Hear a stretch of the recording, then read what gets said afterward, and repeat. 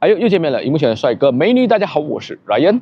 今天又来试驾的车呢，就是这一辆，最近才刚刚在马来西亚发布的 BYD Seal6。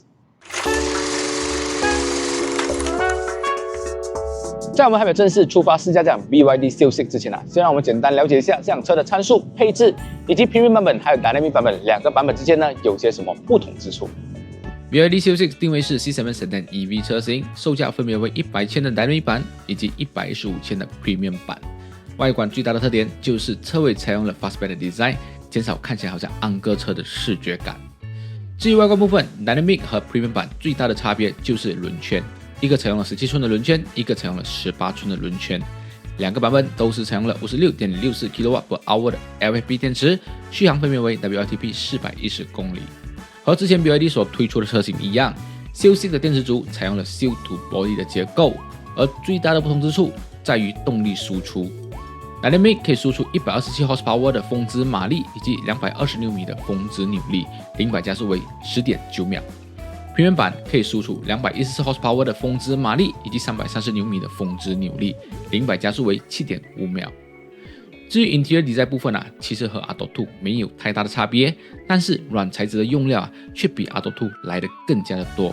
当然，作为 C7 的车型Seal6 的整体空间确实蛮大蛮宽的吼。而 Premium 版和 Dynamic 版在内饰最大的不同之处就是前座的椅子啦。Premium 版的 Driver Side 和 Passenger Side 的椅子都有电动调整的功能 ，Driver Side 可以调整8个部位。Passenger Side 可以调整4个部位，而 Driver Side 的椅子还有座椅通风的功能。至于 Dynamic 版本是只有 Driver Side 的椅子有电动调整，而且是只可以调整6个部位，当然也没有这个座椅通风功能啦。再来是这个 Seal6 还有一个特点，就是它的尾箱容量高达460个liters。我相信很多人可能对于这个460个liters的尾箱容量肯定是没有什么概念啦。所以作为一个实测性创作者的我也帮你们测试了啦。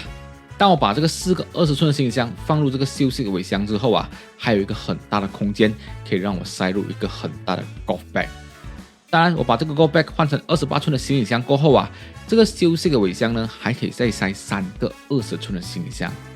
至于对有需要载婴儿车家庭当我把这个婴儿车塞入这个 Seal6 的尾箱之后呢，是还可以再塞4个20寸的行李箱。除此之外，如果你觉得这个空间还不够的话呢，前面还有一个65liters的容量，可以让你再放入1个20寸的行李箱。当然，后排椅子也是可以倾倒啦。那么，当你需要载大样东西的时候，这个 Seal6 还是有一定的承载能力的。受这个460 liters的尾箱容量确实也是这辆 Seal6 的一大特点之一啦。好，简单快速的了解完了这辆车的参数、配置还有一些特点之后我也把这辆车驾到我最近很喜欢试驾的路段，也就是这一个 Masai Highway 这边当然，我也不是第一次试驾这辆 BYD Seal6 啦。其实早在这个发布会的时候，我也有试驾过了这辆车。所以，我们先来谈谈一下这辆 BYD Seal6 作为马来西亚最便宜的 C7 Sedan 车，它有些什么缺点。首先，这辆车它的缺点一如既往就跟其他的 BYD 车款一样，最明显的就是这个风噪声好像我现在走到112，我的音乐没有开的话，可以很明显的听到右手边的风噪声哇，真的是非常的明显即使不用跑到110刚刚我有测试了一下，大概60-70的时候，我都已经可以听到微微的那个风噪声好像口哨声这样子，这样子，很明显的从右手边那边吹过来。这点来讲的话，确实这个 BYD 一如既往一直有这样的问题，所以在这个风噪的隔音表现上面真的是确实要加强一下啦。像之前我试驾的 Atto 2也是有这样的问题。再来是这辆车它的胎噪表现我觉得就比 Atto 2好一点点，没有这么明显maybe 可能这是一辆 Sedan 车的关系，所以底盘他们有加强了，所以这个隔音表现，这个胎噪的隔音表现确实会比 Atto 2这个 SUV 车来的好一点点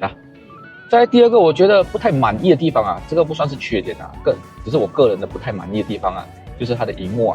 这个萤幕主机我个人觉得放在这个 C7 Sedan 车里面就略显小个了一点。如果说它可以放到那个 Atto 3的那个萤幕主机来讲的话，我觉得就非常完美了再来这辆车来讲的话，如果是说可以更加的好，它可以在左手边的 Passenger Side 再加多个萤幕，哇，就真的是非常完美了这个右手边的萤幕主机里面呢，当我们在行驶的时候，它的 YouTube 或者是 Browser 功能呢是不可以使用的。所以如果是说可以做一个副屏，让这个 patron side 的小朋友或者是乘客可以一边行驶一边看戏，或者是做其他东西的话，我觉得是一个不错的选择啦。毕竟还有这么大的一个空位啊。所以对于这辆车来讲的话呢，其实啊，我讲真的，我真的找不到有太多明显的缺点啊。因为这辆车真的，我觉得没有什么地方好嫌了。Dynamic 版本100千 ，Premium 版本115千。对于这样子的价格，你在马来西亚真的找不到有其他 C segment 车有这样子的质感的车了。而且它的用料几乎都是软材质，这些前面的门板啊、dashboard 啊，软材质，这样子后尾的有没有 cut cost？ 没有哦，后尾的门板一样都还是软材质哦。你前面门板是怎样的，后尾门板的材质都是一模一样的，没有改变哈。会因为这辆车它的价钱放到100千或者是115千，它就会把这些隐形的东西给去减配？没有哦，不管是前面的椅子、后尾的椅子，它的填充物、它的皮革都是非常的扎实，非常的好做。重点是115千，它还有座椅通风，椅子左右都有的电动调整。你去 market 找了，好像 Honda Civic， 现在 Honda Civic 我没记错的话，最便宜都要130千，还是 manual 的椅子，也没有座椅通风，然后萤幕一小小个。我真的不懂，现在有什么车可以跟这辆车比？而且讲到这辆车来讲的话，如果是说今天选择的是 Premium 版本，它的0到100是7.5秒。对于一辆 EV 车来讲，7.5秒其实并不是很快了哦。因为现在很多 EV 车3点多秒啊、3.1秒、3.8秒啊、6点几秒啊都有。But 我试了这么多的 EV 车来讲的话，我个人觉得，其实你真正要买一辆 EV 车哦，是不需要用到这么大的马力的。其实7.5秒0-100加速已经很够了的，很够你日常使用了的。你买到一个3.5秒、3.1秒来讲的话，它只是一个让你可能很短暂的一个兴奋剂来的。哇，你可以很短暂的得到那快感，但是你平常根本都不会使用到它。所以我觉得7.5秒是真正的符合我们平常日常使用的。当然，这辆车其实我在 KL 的时候，我在试驾的时候，我都是用这 Eco 模式哈。其实我对于 Eco 模式来讲的话，我的概念啊 ，Eco 模式它就会不管是油车还是电车，它都会因为了节能省电或者是省油的话，就会很大限制你的电门或者是油门，来达到这个省油或者省电的目的。可是这辆 BYD CO6 不是这样子哦。即使我用了 Eco 模式，我在起步的时候，我还是可以感觉到，它的动力是充沛的哈，它还是很有力的感觉。它在什么时候不会有力？就是当你可能在50、60这种中速的时候，它就会把电门给控制着，会让它输出太大的动力，从而达到这个节能的效果。它除了这个电门控制，我觉得它有做到一个很好的调整之外啊，这一次在马来西亚这一个 BYD CO6 也是除了中国之外第一个使用最新的 suspension。它前面的 McPherson suspension 呢换成了 double ball joint 的 suspension， 后尾用了 multi-link 的 suspension， 整体的驾驶感很大的一个提升诶。你在驾驶的时候你要激进一点，它又可以给到你很 aggressive 的那种驾驶感，可是它又不会好像一些 sport car 啊，因为太过 aggressive 变得整个很硬这样子哦，没有哦，它又可以兼具到 comfort 哦。而且当时我在这个 KL 路段试驾的时候，我们试驾路段是这个达曼沙拉的路段嘛，那时候会有很多的高架桥，很多的转弯，你可以很放心的去操驾这辆车。你可以给多一点电门，给多一点速度，去过一些比较激进的弯道啊。当然那时候的车真的是比较少啦，所以我们才敢这样做啦。所以平常的时候小心驾驶还是比较重要的。如果是说要我嫌弃的话啦，我会觉得它现在配给的胎压，这个 Westlake 胎压，很明显的它的抓地力就有点不足。刚刚在这个 highway 里面呢，其实我也有试了它的这个 ICC 或者是 ACC 更新嘛，我有感觉到跟 Atto 2很明显的不同哦。虽然讲我测试的速度没有很快，就是80到100区间呐。当遇到一些弯道的时候呢，这个车道维持自动在帮你转弯的时候呢，它还是可以做到比起 Atto 2来的更加的 smooth 的去做转弯。它不会有太多余的动作来去进行转弯。这点确实我觉得是有进步了啦。当然，如果是说可以引进那个天神之眼就更加的完美了。再来，除了刚刚以上我所说的这些优点之外其实这辆车它也继承了 Atto 2的优点。可以看到这辆车它的冷气控制也是 built 在这个萤幕主机里面嘛。可是在这个 steering 的右手边它还是可以调整冷气的温度冷度、风量调节等等。再加上这一次这个 BYD Seal6它的这个语音控制，它可以支援这个中文还有这个马来文之外这一次还加入了广东话。我觉得这个 BYD确实它真的很想要把这个马来西亚市场做好除此之外这个 exterior 部分有一点我要吐槽的是，这辆车它的外观设计就少了一点东西可以吸引到人想要去入手它，或者是想要去试驾这辆车。其实这辆车可以看到它整个外观来讲都是没有任何的 body kit 的，所以整个的外观设计就非常的平整。either 它的后尾盖都没有一个 ducktail 的 spoiler， 一眼看过去好像感觉到不够 sport我个人感觉到好像麻将波送波打这样子，就少了一点第一眼吸引到我，我很想试驾这辆车的感觉。就这一点来讲的话，确实在这个外观部分真的加一套 body kit， 加一个小小的 ducktail spoiler，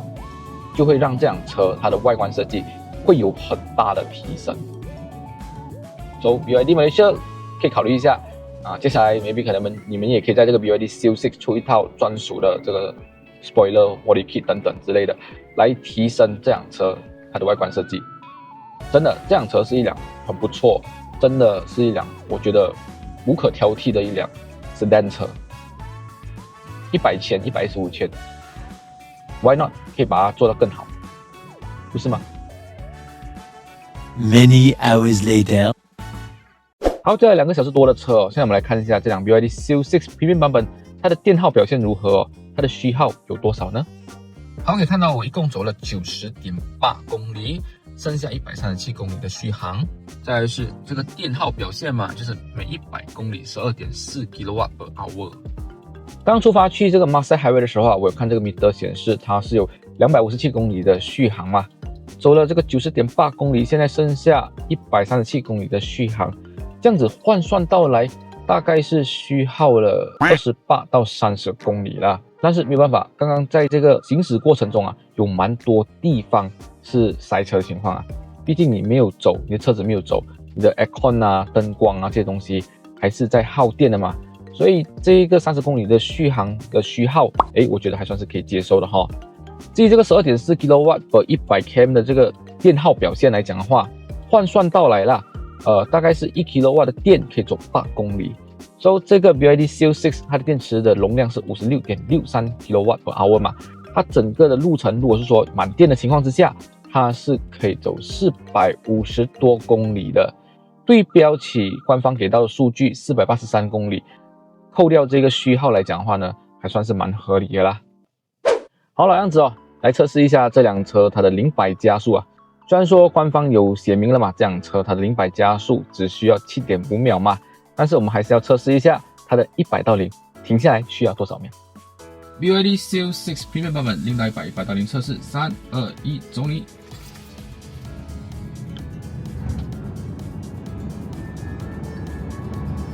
！100，踩刹车。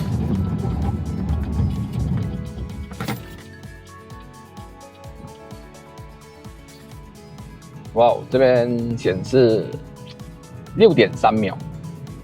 哇，比官方的7.5秒还来得快而且刚刚地上有沙，还打滑了一下，还可以做到6.3秒，真的是蛮快一下的确实那个贴背感还是有的不要小看这所谓的7.5秒，它还是电车那个贴背感还是很十足的。fully力踩下去那个 brake pedal 的时候，还是会感觉到这辆车停下来的速度有一点慢 ，compare 之前我这边试过的其他100到0的车，确实，不懂是不是我的错觉呢？以上就是今天这辆 BYD Seal6 Premium 版本的全部内容啦。撇除刚刚我所提到的一些小小缺点之外，对于这辆车，我个人觉得它最重大的缺点就是它是一辆电车，在远途的时候会有这个充电焦虑之外，讲真的，我真的想不到这辆车有其他什么重大的缺点了？100千、115千买到这样子非常好的 right handling 的一辆 sedan 车，这样子的空间表现，这样子的内饰质感，真的没有什么好嫌弃啊。所以如果是说你是住在新山区的观众朋友，你们对这辆 BYD Seal 6有兴趣，想要了解、想要试驾的话呢，不妨可以去到位 Mid Valley 的 BYD showroom， 或者是他们最近刚新开位 The Brow 的 3S showroom， 到他们的 SA 了解看看哦。会把我们地址、联系方式都放在下面的留言栏，置顶在那边。所以对这辆车有兴趣，快去问他们，到底这个 Premium 版本的 Seal 6有什么 Special Offer 的折扣。今天视频就到这里啦，我们下期的视频再见啦，拜拜。